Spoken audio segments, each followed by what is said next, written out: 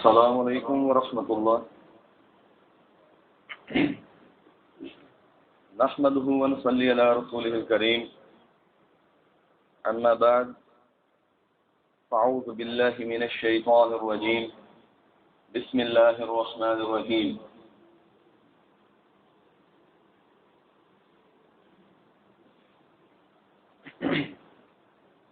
فلا تعلم نفس ما أخفي لهم من قرة أعين جزاء بما كانوا يعملون جزاء بما كانوا يعلمون۔ کوئی شخص نہیں جانتا جو کچھ ان کی آنکھوں کی ٹھنڈک کے لیے ان سے چھپا کر رکھا گیا ہے، بدلہ اس چیز کا جو وہ کرتے تھے، وہ اعمال جو انہوں نے دنیا کے اندر سرزد کیے۔ تو جنت اس کا لفظی مطلب باغ کا ہے، جیسے کہ باغ کا لفظ عام استعمال ہوتا ہے خوشی کے لیے، دل کی خوشی کے لیے۔ آج کا تذکرہ جنت کے متعلق تھا، ایک مسلمان ہونے کے حوالے سے ہم سب کا اس بات کے اوپر یقین ہے کہ جو بھی اللہ تبارک و تعالیٰ کی طرف سے ہم پہ اتارا گیا ہے وہ حق اور سچ ہے۔ نبی مکرم صلی اللہ علیہ وسلم نے جو بھی بیان فرمایا ہے اس میں کسی قسم کا کوئی شک کی گنجائش نہیں۔ اگر کسی بھی شخص کے اندر کسی حدیث کے متعلق دل میں اشکال پیدا ہوتا ہے اور وہ شک کرتا ہے صحیح حدیث پر یا قرآن کی کسی آیت کے اوپر، تو وہ دین کے لیے بالکل ویسے ہو جاتا ہے کہ جیسے وہ لوگ ہیں جو اللہ کی آیات کو جھٹلاتے ہیں، یعنی کہ کوئی بھی ایسی آیت نہیں کہ جس کے لیے ہم اس کو چیلنج کر سکیں۔ جنت جو ہے ہم نے دیکھی نہیں۔ سب سے زیادہ جو مشکل کام ہے انسان کے لیے وہ یہی ہوتا ہے کہ اس کو بار بار ترغیب دی جاتی ہے۔ میں بچپن سے سنتا چلا آ رہا ہوں اپنے بڑوں سے کہ نیکی کے کام کرو گے تو جنت میں جاؤ گے، برائی کی طرف جاؤ گے تو جہنم رسید کر دیے جاؤ گے۔ اب سوال یہ پیدا ہوتا ہے کہ ایک مسلمان اپنے بچوں کی جس وقت پرورش کرتا ہے تو اس کے دماغ میں یہ چیز ڈالتا ہے، اللہ عز و جل کی خاص رحمت ہوتی ہے کہ مسلمان کا یقین اس چیز پہ بن جاتا ہے کہ جو بھی دین کی حدود کے اندر احکامات ہو رہے ہیں وہ حق اور سچ ہیں۔ انہی کو سامنے رکھتے ہوئے جو چیزیں آپ کے سامنے بیان کی جائیں گی، اللہ تعالیٰ مجھے توفیق دے کہ میں حقائق پر مبنی مسائل آپ کے سامنے رکھوں، اور اس کے بعد ہم سب ان چیزوں کو سننے کے بعد نہ صرف دوسروں کو بتائیں بلکہ ہمارے دل ان چیزوں سے اللہ تعالیٰ ایسے خوش کر دے جیسے صحابہ کرام رضوان اللہ اجمعین ان کے دل خوش ہوتے تھے اور اس کے بعد وہ اپنے عملوں میں بہت زیادہ اضافہ کرتے تھے نیکیوں کے اندر۔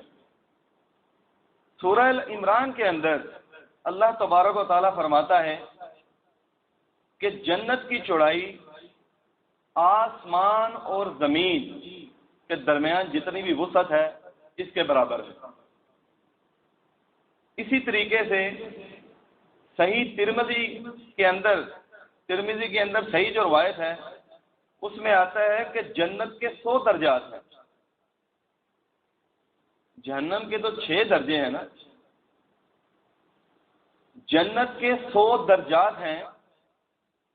ہر درجے کے درمیان آسمان اور زمین کے فاصلے کے مطابق جو ہے وہ فاصلہ ہے، اتنی وسعت ہے۔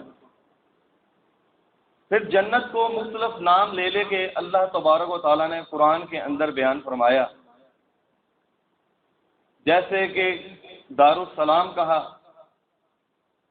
دارالمتقین کہا، دارالقرار کہا، جہاں پہ جو متقی ہے اس کے دل کو سرور ملتا ہے، قرار ملتا ہے۔ مقام امین کہا، دارالآخرہ کہا، جنت النعیم کہا۔ قرآن پاک کو اگر ہم کھولیں تو بے تحاشا آیات کے اندر جہاں پہ اللہ تعالیٰ نے دوسرے احکامات دیے، وہاں پہ مومنین کے لیے اللہ تعالیٰ نے ان باغوں کا ذکر بھی کیا، جیسے کہ سورہ الکہف آیت نمبر 31 کے اندر اللہ تبارک و تعالیٰ فرماتا ہے اولئک لہم جنات عدن تجری من تحتہم الانہار یحلون فیہا من اساور من ذهب ويلبسون ثيابا خضرا من سندس واستبرق متكئين فيها على الارائك نعم الثواب وحسنت مرتفقا،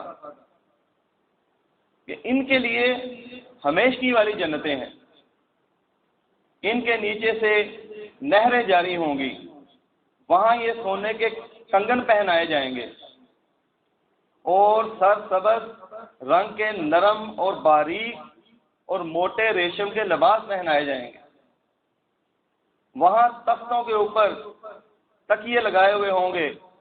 یہ خوب بدلہ ہے ان عملوں کا، اور کس قدر عمدہ آرام گاہ ہے۔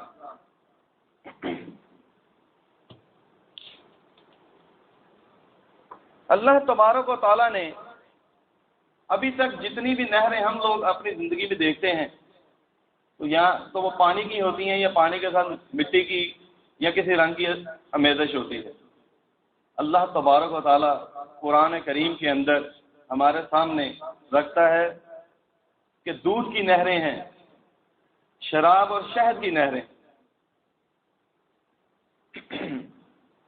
صحیح مسلم کے اندر حضرت سہل بن سعد رضی اللہ عنہ سے روایت ہے کہ محمد صلی اللہ علیہ وسلم ایک مجلس میں مخاطب تھے جس میں آپ جنت کا حال بیان فرما رہے تھے۔ آپ جنت کی بے تحاشا تعریف کیے جا رہے تھے کہ جنت میں ایسی ایسی نعمتیں ہیں جنہیں کبھی نہ کسی آنکھ نے دیکھا اور نہ کسی کان نے اس کے متعلق سنا، یہاں تک کہ کسی نفس میں کسی دل کے اندر اس کا تصور بھی کبھی پیدا نہیں ہوا۔ آج آپ دیکھتے ہیں کہ مختلف قسم کے عقائد کے لوگ، کچھ لوگ تو ایسے بھی ہیں جو پہلے بھی گزرے ہیں جنہوں نے جہنم بھی بنائی دنیا کے اوپر، جنت بھی بنائی۔ ابھی بھی بہت سی موویز ایسی موجود ہیں جن کے اندر جہنم کا اور جنت کا تذکرہ کرنے کی وہ لوگ کوشش کرتے ہیں اور منظر کشی کرتے ہیں، لیکن ایک مسلمان ہونے کے حوالے سے ہمارا یہ ایمان ہے کہ وہ جتنی مرضی خوبصورت چیزیں دکھاتے ہیں، جب نبی مکرم صلی اللہ علیہ وسلم نے فرما دیا کہ نہ آج تک کسی آنکھ نے دیکھا، نہ کسی کان نے سنا اور نہ کسی دل کے اندر اس طرح کا تصور پیدا ہوا جو نعمتیں اللہ عز و جل نے مومنین کے لیے وہاں بنا رکھی ہیں۔ اسی طریقے سے صحیح بخاری شریف میں سہل بن سعدی رضی اللہ تعالیٰ عنہ بیان کرتے ہیں کہ نبی مکرم صلی اللہ علیہ وسلم فرماتے ہیں کہ جنت میں چھڑی کے برابر، ایک چھڑی کیا ہوتی ہے؟ چھڑی کے برابر جو جگہ ہے وہ دنیا اور دنیا میں ہر چیز سے بہتر ہے۔ یعنی وہ دنیا جو ہمیں نہ سونے دیتی ہے، نہ سکون لینے دیتی ہے۔ اگر کوئی بندہ کما رہا ہے تو اس کی کوشش ہوتی ہے کہ اب عید کے دن قریب ہیں، میں اپنی رات کو بھی ایک کر دوں، اپنے دن کو بھی ایک کر دوں اور ان 24 گھنٹوں کے اندر جتنا بھی کما سکتا ہوں کما لوں۔ نہ وہ نماز کا خیال کرتا ہے، نہ وہ روزے کا خیال کرتا ہے، اور وہ دنیا کو کمانے کی کوشش کرتا ہے، جبکہ نبی مکرم صلی اللہ علیہ وسلم فرما رہے ہیں کہ ایک چھڑی کے برابر بھی وہاں کی جو جگہ ہے وہ دنیا اور اس کے تمام جتنی چیزیں اس میں پائی جاتی ہیں وہ سب سے افضل ہے۔ ترمذی شریف میں سعد بن ابی وقاص رضی اللہ عنہ سے مروی ہے کہ نبی کریم صلی اللہ علیہ وسلم نے فرمایا کہ جنت کے اندر جو چیزیں ہیں ان میں سے اگر ایک ناخن کے برابر، ناخن کیا ہوتا ہے، ایک ناخن کے برابر کوئی چیز ظاہر کر دی جائے اس پر، یعنی دنیا کے اوپر، ہم لوگ یہاں پہ بیٹھے ہوئے ہیں، اگر اللہ تبارک و تعالی وہ چیز ایک ناخن کے برابر ہمارے اوپر اس کا اظہار کر دے تو زمین اور آسمان کے کناروں کے درمیان جو کچھ ہے ان سب کو چمکا دے۔ اللہ اکبر کبیرہ۔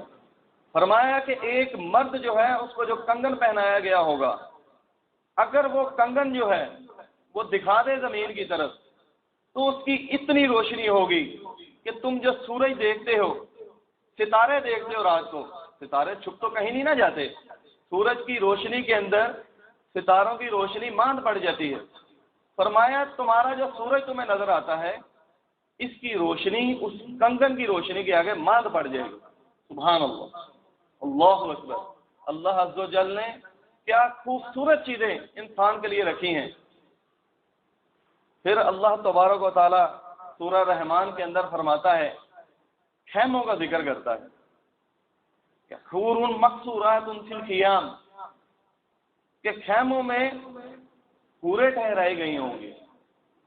اب اس خیمے کے متعلق صحیح مسلم میں عبداللہ بن قیس رضی اللہ عنہ اپنے باپ سے روایت کرتے ہیں کہ محمد صلی اللہ علیہ وسلم نے فرمایا، جنت میں ایک کھولدار، یہ جو موتی ہے اس کا ایک کھولدار خیمہ ہوگا، موتی جو ہم دیکھتے ہیں، لیکن جنت کی جتنی بھی چیزیں ہیں وہ مشابہت تو رکھتی ہوں گی لیکن وہ ان چیزوں سے بہت مختلف ہوں گی۔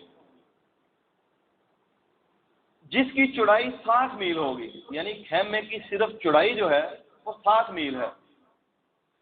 اب آپ دیکھیں کہ یہ جو خیمے ہیں یہ محل کے اندر ہوں گے، جو محل جنتی کو ملے گا اس کے اندر خیمے ہوں گے چھوٹے چھوٹے۔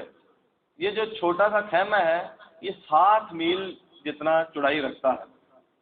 تو کتنی بڑی جنت ہے جو ایک جنتی کو عطا کی جائے گی صرف اس کی ذات کے لیے، ایک اکیلے بندے کو۔ اب اس خیمے کے ہر کونے کے اندر اس مومن کے لیے بیویاں ہوں گی جنہیں کوئی اور نہیں دیکھ سکے گا۔ یہ اللہ کی رحمت ہوگی کہ جس کی بیوی ہوگی صرف وہی دیکھ سکے گا۔ اس کے بعد جنت کے متعلق آتا ہے کہ اس کے 8 دروازے ہیں۔ الحمدللہ ہم لوگ سبھی نے روزہ رکھا ہوا ہے، تو اللہ نے چاہا تو ہم سبھی اس دروازے میں سے داخل ہوں گے جسے باب الریان کہا جاتا ہے، جو کہ صرف اور صرف روزہ رکھنے والوں کے لیے۔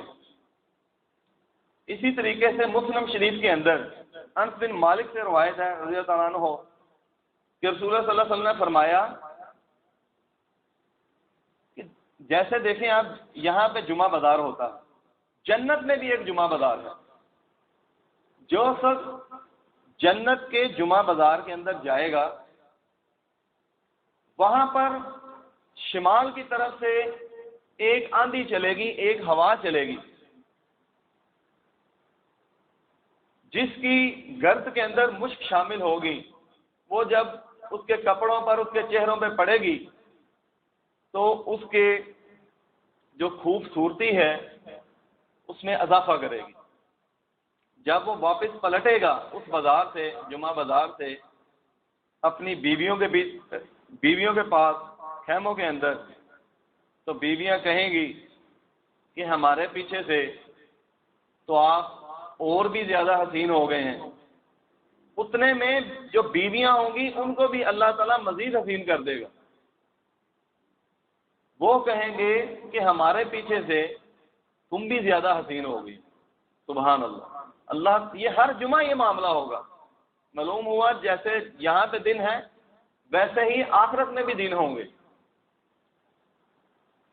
پھر صحیح بخاری کے اندر حضرت ابو ہریرہ رضی اللہ عنہ سے روایت ہے کہ رسول اللہ صلی اللہ علیہ وسلم نے فرمایا جنت میں ایک درخت ہے جس کے سائے میں اگر ایک گھوڑ سوار جو ہے 100 سال تک گھوڑا دوڑاتا رہے تو اس سائے سے باہر نہیں نکل سکتا۔ اللہ اکبر، یہ ایک درخت ہے جس کے لیے 100 سال تک گھوڑا دوڑایا جائے۔ اب آپ ذرا امیجن کریں، تصور کریں کہ اللہ تبارک و تعالیٰ نے انسان کے لیے کتنی کتنی عظیم نعمتیں بنائی ہیں۔ اسی طرح درخت کے متعلق ہی ایک اور حدیث ترمذی شریف میں آتا ہے، ابو ہریرہ رضی اللہ عنہ ہی راوی ہیں، فرماتے ہیں کہ نبی مکرم صلی اللہ علیہ وسلم نے فرمایا کہ کوئی ایک درخت بھی ایسا نہیں ہوگا جنت میں جس کا تنا جو ہے وہ سونے کا نہ ہو۔ اب کیسی حیرانگی والی بات ہے کہ تنا سونے کا ہوگا، شاخیں جو ہیں وہ صرف سونے کی ہوں گی، اور اس کے اوپر پھل جو ہیں، جو پتے ہیں وہ سرسبز ہوں گے۔ سبحان اللہ، یہ اللہ کا ہی کمال ہے۔ دیکھیں نا، مٹی ہے، اگر مٹی کے اندر سے اللہ تبارک و تعالیٰ سرسبز چیزیں پیدا کر سکتا ہے تو وہ قادر ہے وہ سونے سے بھی پھل نکال سکتا ہے۔ جیسے نبی کریم صلی اللہ علیہ وسلم نے فرمایا ہمارا ایمان ہے کہ وہ باتیں سچ ہیں اور ہم ایسی ہی چیزوں کو دیکھیں۔ اس کے بعد ابن ماجہ کے اندر، اب سوال یہاں پہ یہ پیدا ہوتا ہے کہ یہ جو درخت ہیں یہ کون سا شخص ہے جس کے لیے یہ درخت لگائے جائیں گے؟ اس کی وضاحت بھی اس حدیث سے ہو جاتی ہے۔ ابن ماجہ میں یہی صحابی ہیں، فرماتے ہیں کہ میں ایک درخت لگا رہا تھا، نبی مکرم صلی اللہ علیہ وسلم میرے پاس آئے اور مجھ سے سوال کیا کہ ابو ہریرہ رضی اللہ تعالیٰ عنہ یہ درخت کس کے لیے لگا رہے ہو؟ فرمایا یا رسول اللہ صلی اللہ علیہ وسلم یہ درخت میں اپنی ذات کے لیے لگا رہا ہوں۔ فرمایا میں تجھے اس سے بہتر درخت نہ بتلاؤں؟ تو صحابہ کرام رضوان اللہ اجمعین کے دلوں کے اندر تو نیکی کرنے کی خواہش بہت ہی زیادہ ہوتی تھی۔ فرمایا کیوں نہیں یا رسول اللہ صلی اللہ علیہ وسلم، ضرور بتلائیے۔ فرمایا کہ تو پڑھا کر سبحان اللہ والحمد للہ ولا الہ الا اللہ واللہ اکبر، یہ 4 کلمے ہیں جو جوڑے گئے ہیں۔ فرمایا ہر کلمے کے عوض ایک درخت جنت کے اندر تیرے لیے لگا دیا جائے۔ اللہ اکبر، کیسی رحمتیں ہیں۔ یہاں پر بیٹھے ہوئے صرف یہ کلمہ کتنی دیر لگے گی پڑھنے میں، اور میرا مالک کتنا رحیم ہے، کتنا زیادہ نرم ہے اس کا ہمارے لیے دل کہ وہ 4 درخت ہمارے لیے جنت کے اندر لگا دے گا۔ اب جس کے درخت لگے ہوں گے وہ خود جنت سے باہر تو نہیں نہ ہوگا، ظاہری بات ہے درختوں کے پاس بھی جائے گا۔ اسی طریقے سے اب آگے اگر ہم جا کے دیکھیں تو ہمارے دلوں میں یہ خیال پیدا ہوگا کہ جنت کے اندر جیسے ہم لوگ یہاں پہ اکٹھے ہیں، کیا ہم وہاں پہ اکٹھے ہو سکتے ہیں؟ سورہ رات کو کھول لیں، وہاں پر اللہ تعالیٰ فرماتا ہے کہ نیک خاندان جن میں آباء و اجداد اور بیویاں شامل ہیں اور ان کی اولاد بھی شامل ہے، وہ جنت میں ایک ہی جگہ اکٹھے کر دیے جائیں۔ لیکن سوال یہ پیدا ہوتا ہے کہ وہ نیک لوگ ہونے چاہیے، ایسا باپ جو اپنی اولاد کو جیسے خود با فکر رہتا تھا اسے بھی ہمیشہ فکر میں ڈالے رکھتا تھا۔ دیکھیں یہ جو حدیث ہے نا مومن مومن کے لیے آئینہ ہے، اس حدیث کے اندر بہت زیادہ وسعت ہے۔ تھوڑا سا اس پہ اگر ہم غور کریں تو آج ہمارے اوپر، آپ کو پتہ ہے نبوت تو بہت دیر کی ختم ہو چکی ہے، ہمارے اوپر کوئی نبی تو آئے گا نہیں۔ اب وہ کون ہے جس نے ایک دوسرے کو سمجھانا ہے؟ مجھے آپ نے سمجھانا ہے، میں نے آپ کو سمجھانا ہے، اس کے علاوہ کوئی اور نہیں آئے گا ہمیں سمجھانے کے لیے، نہ ہی کسی فرشتے نے ہمارے لیے اترنا ہے، اور نہ ہی اللہ نے وعدہ کیا ہوگا کہ میں موعظات کرتا رہوں گا۔ اب لیکن سمجھانے کا طریقہ ہمارا بڑا خطرناک ہوتا ہے، جس سے بعض اوقات لوگ دین سے ہی دور چلے جاتے ہیں۔ فرمایا مومن مومن کے لیے آئینہ ہے۔ جب ہم آئینہ دیکھتے ہیں ہمارے چہرے کے اوپر بڑے بڑے اسپاٹ ہوتے ہیں، بڑے دانے ہوتے ہیں، بہت سی کوئی چوٹ لگی ہوتی ہے، اس کے نشانات ہوتے ہیں۔ کبھی ہم نے آئینے کو نہیں توڑا، کبھی اس پہ غصہ نہیں اتارا، حالانکہ وہ ہماری ہر برائی جو چہرے کی ہوتی ہے، ہر خامی ہمارے سامنے رکھتا ہے۔ جہاں پہ وہ خوبصورتی ہمارے سامنے لے کے آتا ہے، وہاں پہ بیسیوں جو ہیں وہ کمیاں بھی سامنے لے کے آتا ہے، لیکن ہم اس آئینے کے اوپر کسی قسم کا حملہ نہیں کرتے۔ ایسا پھر کیوں ہوتا ہے کہ ایک مسلمان جب دوسرے مسلمان کو سمجھاتا ہے تو وہی مسلمان جب چلا جاتا ہے تو وہ دوسرے مسلمانوں کے درمیان اس کی غیبت کرتا ہے؟ ایسا کیوں ہوتا ہے؟ اس کی وجہ ہی یہ ہے کہ ہم جس طرح نبی مکرم صلی اللہ علیہ وسلم کی سنت تھی، اس سنت کو چھوڑ کر ہم نے سمجھانے کا طریقہ اپنایا۔ تو جب بھی کسی کو سمجھانا ہو، بہترین انداز یہ ہے کہ سب سے پہلے اس کی فراغت کو دیکھا جائے، اس کے بعد اس شخص کو علیحدگی میں دیکھا جائے، اور پھر اس کو انتہائی آسان انداز کے اندر سمجھایا جائے۔ جیسے کہ اس کے لیے چھوٹی مثال، میرا موضوع تو نہیں ہے لیکن صرف ایک بات کروں گا اس کے لیے، کہ حضرت حسن حسین رضوان اللہ اجمعین ایک مرتبہ ایک بزرگ کو دیکھ رہے تھے کہ وہ وضو ٹھیک نہیں کر رہے تھے۔ انہوں نے کہا کہ آپ ایسا کیجئے کہ ذرا بتلائیے ہم دونوں میں سے وضو کون ٹھیک کرتا ہے۔ اب جب بابا جی نے ان کا وضو دیکھا تو دیکھ کے مسکرا دیے اور کہا کہ میں سمجھ گیا ہوں، میرا ہی وضو نہیں ٹھیک۔ دونوں نے ایک جیسا وضو کیا۔ تو دیکھیں چھوٹے سے بچے ہیں اور ان کا معاملہ کتنا اچھا انداز ہے۔ تو اگر ہم ایسا انداز اپنائیں گے تو انشاءاللہ العزیز سبھی سمجھ جائیں گے، سب کے لیے آسانی ہوگی۔ پھر فرمایا جنت کی جو خوشبو ہے اس کی مسافت 40 سال کی ہے۔ 40 سال انسان سفر کرے تو پہنچے گا وہاں پہ جہاں سے جنت کی خوشبو نمودار ہو رہی ہے۔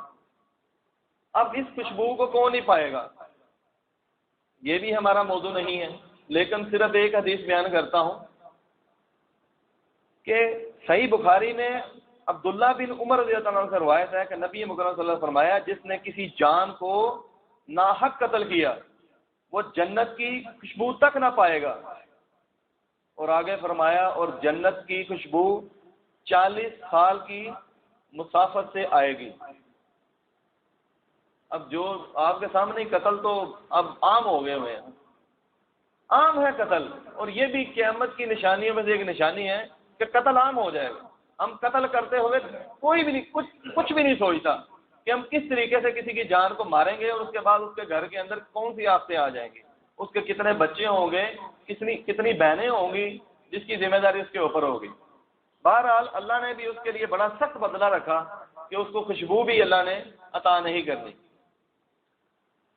پھر فرمایا یہ تو تھی جنت کا اگر ہم مزید وضاحت کے اندر جائیں تو قرآن کے اندر بہت سی آیات ہیں، سورۃ رحمان بھری پڑی ہے جنت کے متعلق کہ کیسے 2 باغ ہیں، کیسے جھکے ہوئے میوے ہوں گے، لیکن ہم اس کی بالکل مختصر سی وضاحت کرتے ہوئے آگے چلتے ہیں کہ صحیح مسلم کے اندر حدیث ہے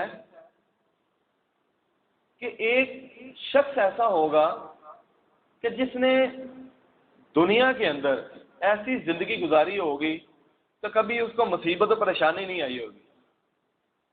اس شخص کے لیے مقرر جو ہوگی وہ جہنم ہوگی، کیونکہ اس کے اعمال ہی ایسے ہوں گے کہ اس نے ہمیشہ اللہ کے قانونوں کو توڑا ہوگا۔ نبی مکرم صلی اللہ علیہ وسلم فرماتے ہیں اس شخص کو حکم ہوگا کہ فرشتوں اس کو پکڑو اور اس کو جہنم کا غوطہ لگواؤ۔ غوطہ لگوانے کے بعد اس کو باہر نکالا جائے گا۔ اس سے اللہ تعالیٰ پوچھے گا کہ تم نے عیش دیکھی زندگی کے اندر؟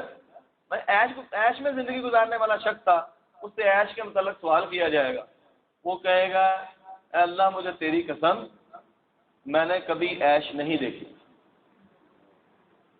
یعنی آج ہم پریشان ہیں نا کہ یہ لوگ عیش میں ہیں، یا ایک بندہ ہے وہ بہت زیادہ امیر ہے، میں بہت زیادہ غریب ہوں، تو یہ جو شخص ہے اللہ تعالیٰ نے تو اس کے اوپر بڑی رحمت کی ہوئی ہے، دولت ہی دولت ہے، غلط کام بھی کیے جا رہا ہے، اللہ تعالیٰ اس کو پکڑتا بھی نہیں ہے۔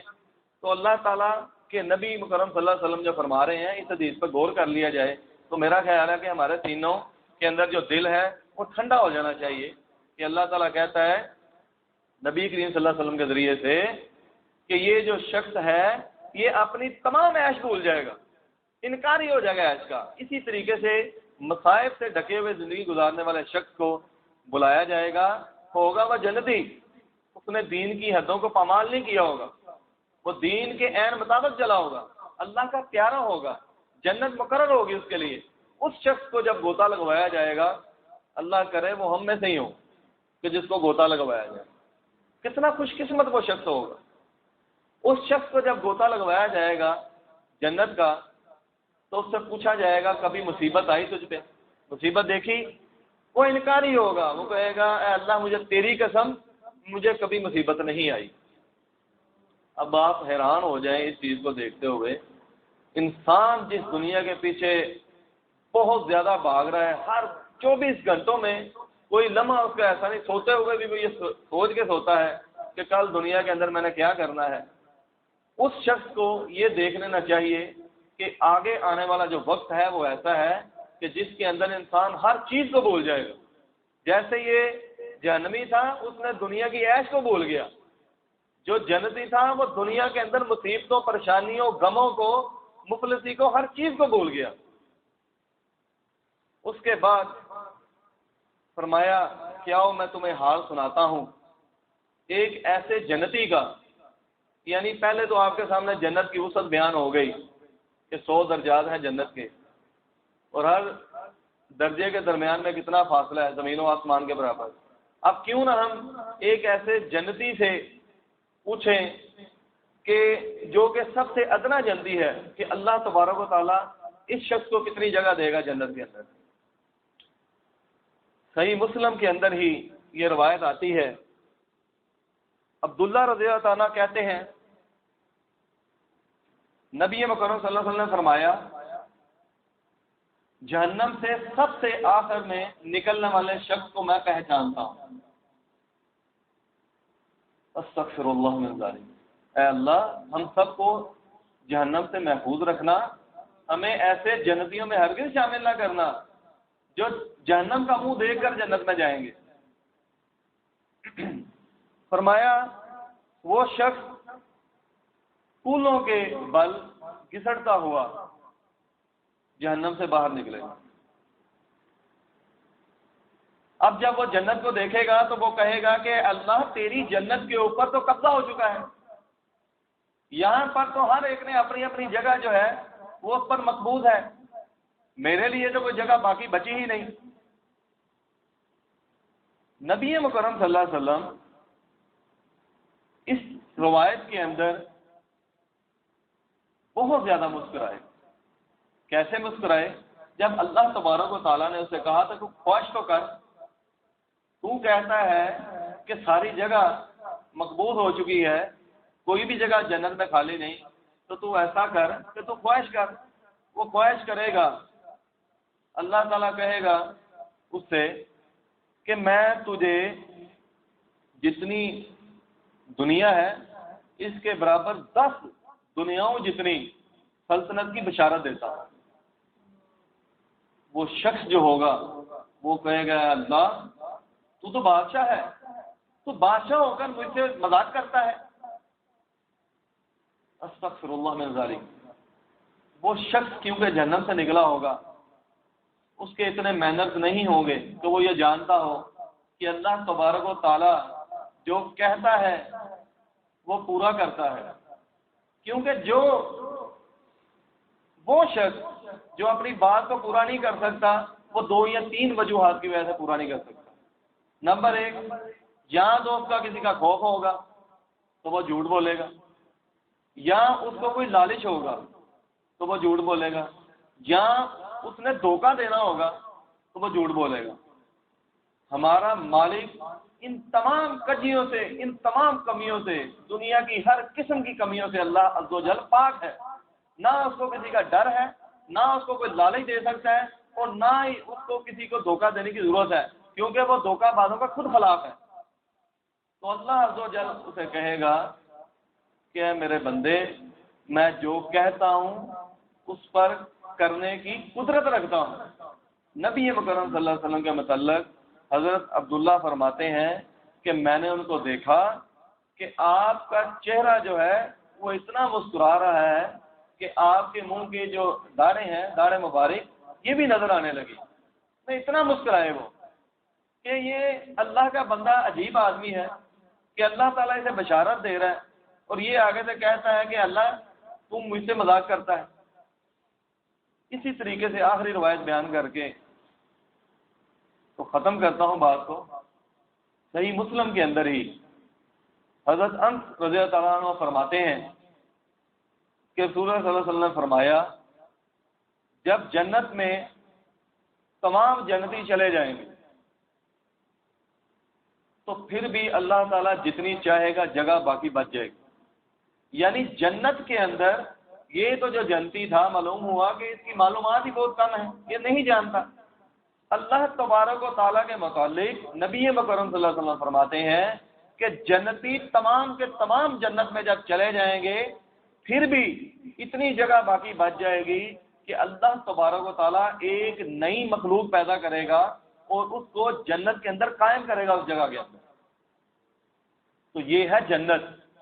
نہ صرف اس میں نہریں بہتی ہیں، اس میں حوریں ہیں، اس میں زبردست قسم کے خیمے ہیں، اس میں ایسے ایسے درخت ہیں کہ جن کے تنے جو ہیں وہ سونے کے ہیں، اس میں ایسی ایسی بلڈنگیں ہیں جن کا جو ہے وہ گارا جو ہے وہ مشک کا بنا ہوا ہے، کستوری کا، تیز خوشبو والی۔ یہاں پر زبردست خوشبو ہے نا کستوری کی، تیز خوشبو والی کستوری دیکھیں جو 40 سال کی مسافت سے دور تک اپنی خوشبو لے کے آ جاتی ہے۔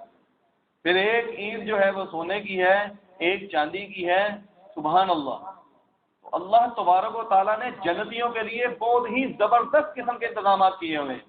پھر یہ جو حدیث درمیان میں بیان ہوئی کہ کسی آنکھ نے نہ اسے دیکھا اور نہ کسی کان نے سنا اور نہ کسی دل میں وہ تصور پیدا ہو سکا، ہم صرف اس ایک آیت کے اوپر، اس ایک نشانی کے اوپر جو نبی مکرم صلی اللہ علیہ وسلم ہمیں بتاتے ہیں، اگر اس پر بھی ایمان لے آئیں تو میرا خیال ہے کہ ہم دنیا کے اندر کبھی بھی برے عمل نہیں کریں گے۔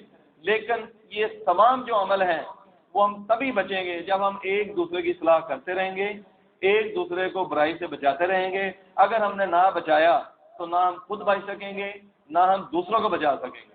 وآخر دعوانا وان الحمد للہ رب العالمین۔